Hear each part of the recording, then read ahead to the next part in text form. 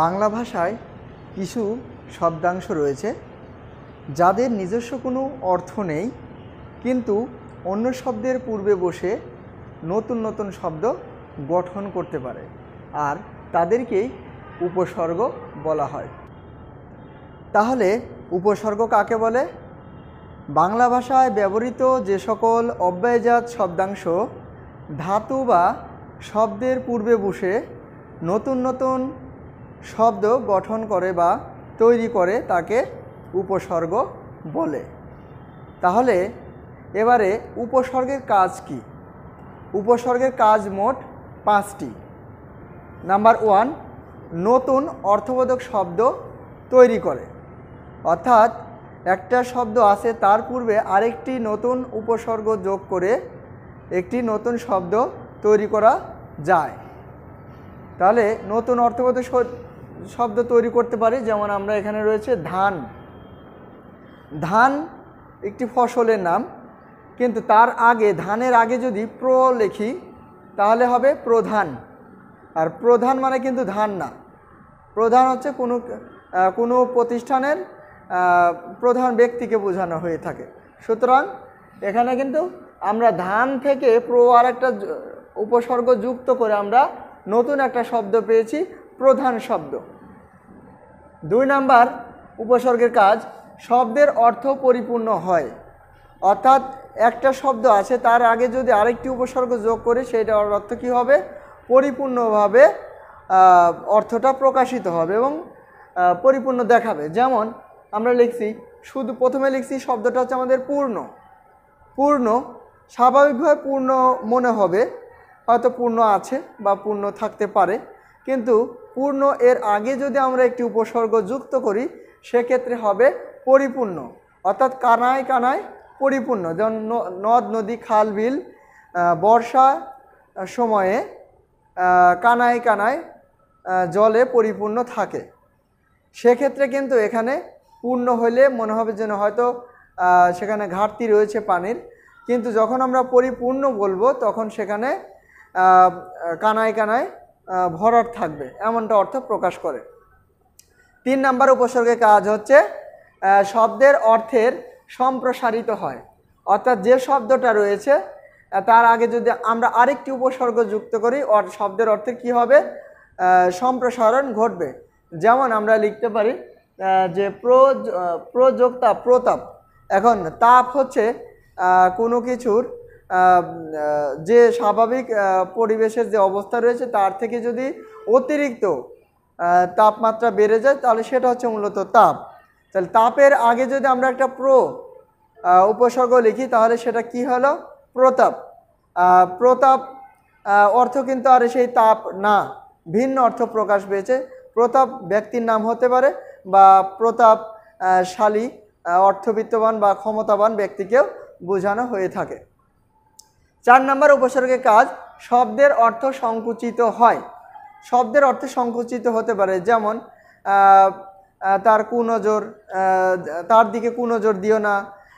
আবার আমরা যদি ভালো দিকে বলি তার দিকে সুনজর দাও। এটা হচ্ছে সম্প্রসারিত অর্থ, যেটাকে বলা হয় সম্প্রসারিত অর্থ। আমরা সংকুচিত অর্থ দিক থেকে আমরা যেমন একটা উদাহরণ লিখেছি আমি, কুযোগ অভ্যাস, কু অভ্যাস। এখানে অভ্যাস আমার ভালো মন্দ দুটোই হতে পারে, কিন্তু অভ্যাস আমার ভালো মন্দ দুটোই থাকতে পারে, কিন্তু যখন আমি অভ্যাস বলবো শুধু, সেক্ষেত্রে কিন্তু আমার সাধারণত মনে হবে যে এটা ভালো অভ্যাস আছে আমার।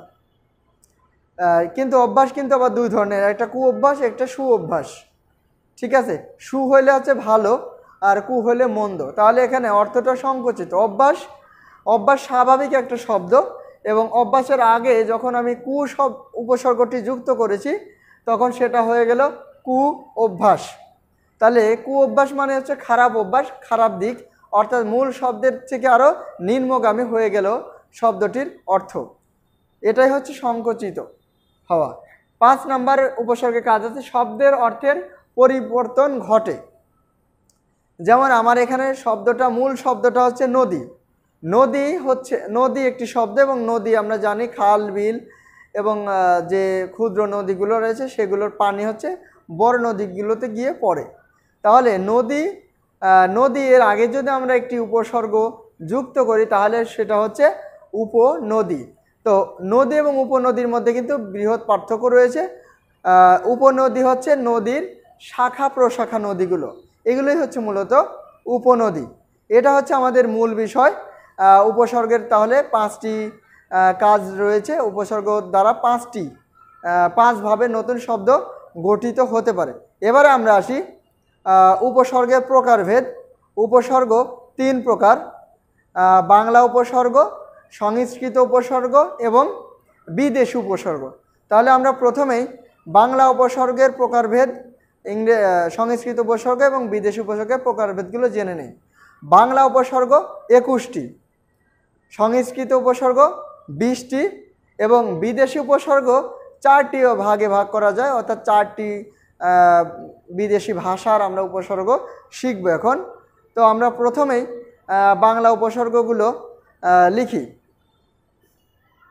তাহলে আমরা শুরু করছি বাংলা উপসর্গ। বাংলা উপসর্গ 21টি।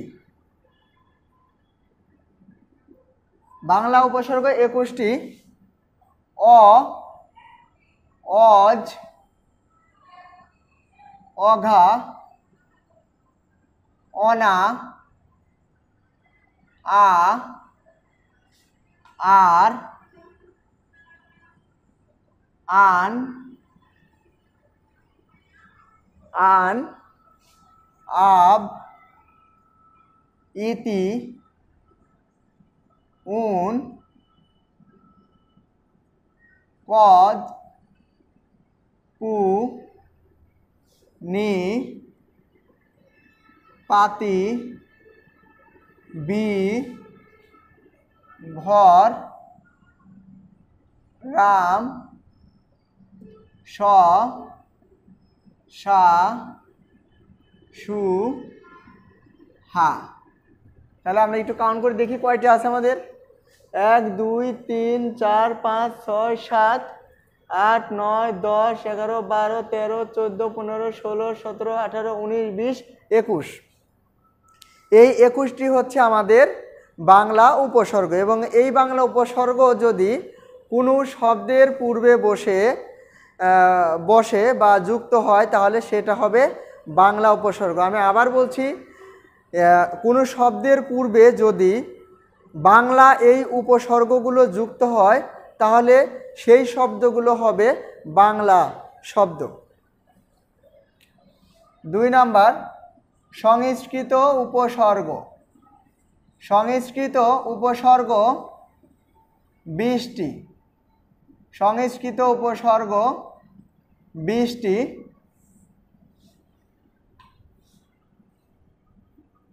প্র, পরা, অপ, সম, নি, অনু, অব, দূর, বি,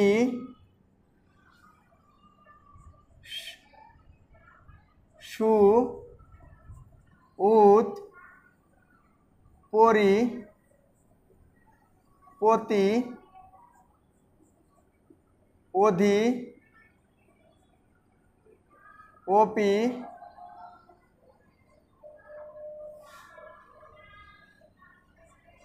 উপ, আ। তাহলে এখানে 20টি সংস্কৃত উপসর্গ দেখতে পারলাম। এরপরে হচ্ছে আমরা বিদেশি উপসর্গ দেখব। বিদেশি উপসর্গ 4 ধরনের হয়ে থাকে। বিদেশি উপসর্গ 4 ধরনের হয়ে থাকে। প্রথমে আরবি উপসর্গ হচ্ছে আম, খাস, লা, গর, বাজে, খয়ের। আরবি উপসর্গ আম, খাস, লা, গর, বাজে, খয়ের।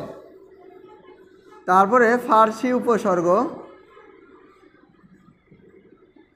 ফার্সি উপসর্গ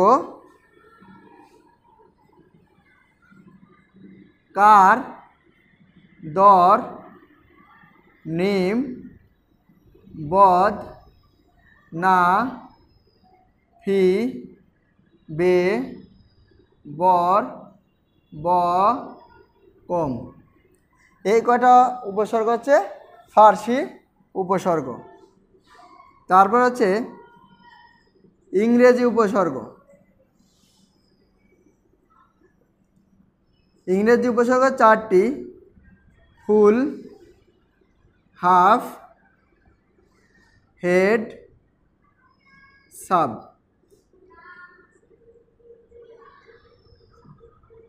তারপর উর্দু বা হিন্দি উপসর্গ 2টি: হর এবং হরেক।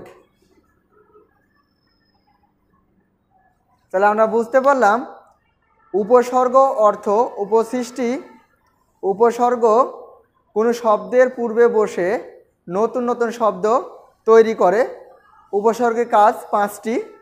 উপসর্গ 3 প্রকার: বাংলা উপসর্গ, সংস্কৃত উপসর্গ এবং বিদেশি উপসর্গ। বাংলা উপসর্গ 21টি, সংস্কৃত উপসর্গ 20টি এবং বিদেশি উপসর্গ চার ভাবে হতে পারে: আরবি, ফার্সি, ইংরেজি এবং হিন্দি বা উর্দু।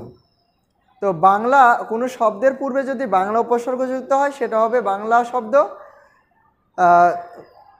কোনো শব্দের পূর্বে যদি সংস্কৃত উপসর্গ যুক্ত হয় তাহলে সেই শব্দটা হবে সংস্কৃত শব্দ। আর কোনো শব্দের আগে যদি আরবি উপসর্গ যুক্ত হয় তাহলে সেটা হবে আরবি শব্দ। আর কোনো শব্দের আগে যদি ফার্সি শব্দ যুক্ত হয় তাহলে সেটা হবে ফার্সি শব্দ। কোনো শব্দের আগে যদি ইংরেজি উপসর্গ যুক্ত হয় তাহলে ইংরেজি শব্দ হবে সেটা। আর কোনো শব্দের আগে যদি হিন্দি বা উর্দু উপসর্গ যুক্ত হয় তাহলে সেটা হবে উর্দু বা হিন্দি শব্দ। এটাই হচ্ছে আমাদের উপসর্গ। শিক্ষার্থী বন্ধুরা, আশা করি তোমরা সকলেই বুঝতে পেরেছো। সকলকে অসংখ্য ধন্যবাদ আমার ক্লাসটি মনোযোগের সঙ্গে করার জন্য। সকলের সুস্বাস্থ্যতা কামনা করি।